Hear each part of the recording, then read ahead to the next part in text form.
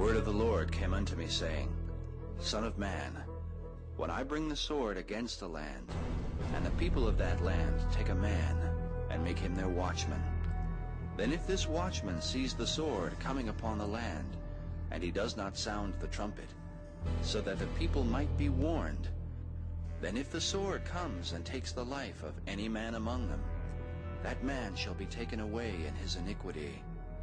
But I will hold the watchman accountable for his life. His blood shall I require at the watchman's hand.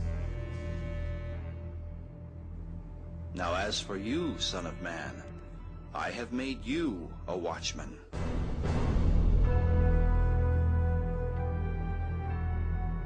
Therefore hear the words from my mouth, and give them warning from me. If I say to the wicked man, O wicked man, you shall surely die, and you do not speak to warn him, that he might turn from his wicked way to save his life, that same wicked man shall die in his sin, but his blood shall I require at your hand.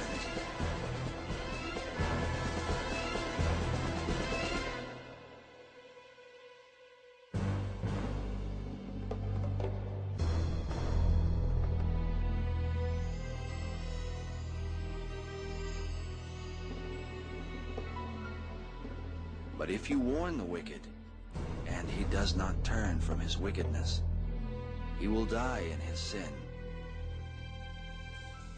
But you, O Son of Man, shall have delivered your soul.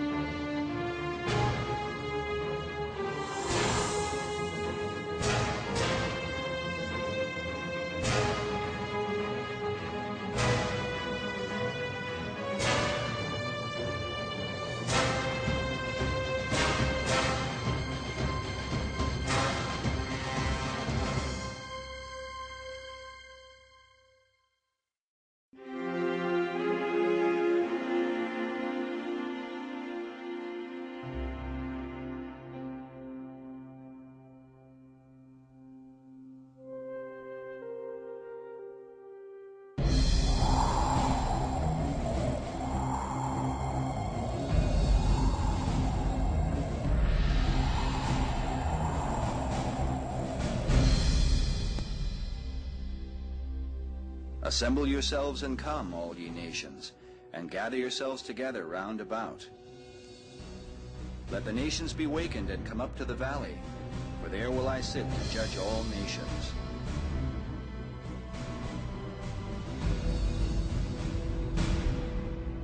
Multitudes, multitudes, in the valley of decision, for the day of the Lord is near in the valley of decision. The sun and the moon shall be darkened, and the stars shall withdraw their shining. The Lord also shall roar out of Zion, and utter his voice from Jerusalem. And the heavens and the earth shall shake, but the Lord will be the hope of his people, and the strength of the children of Israel. So shall ye know that I am the Lord your God, dwelling in Zion, my holy mountain. Then shall Jerusalem be holy, and there shall no more strangers pass through her anymore. For centuries, man has believed that an end of this world as we know it would come, an event preceded by signs and wonders, mysteriously shrouded in the pages of prophecy. But as each generation continues, many ask the question, when will it be? Still others are adamant, declaring the time is at hand. Bible researchers say that Armageddon is near, and the signs of its happening are increasing every day. Scholars point from the Bible to the newspapers and claim to witness the fulfillment of words scrawled on parchment long ago. But what are they finding? Some say the world is coming together as one, and that this one world will mark the beginning of the end. Man is going back to the Tower of Babel, where all the peoples of the earth were of one speech, and so nothing which they imagined to do would be withheld from them. Man is to unify and build his own stairway to heaven.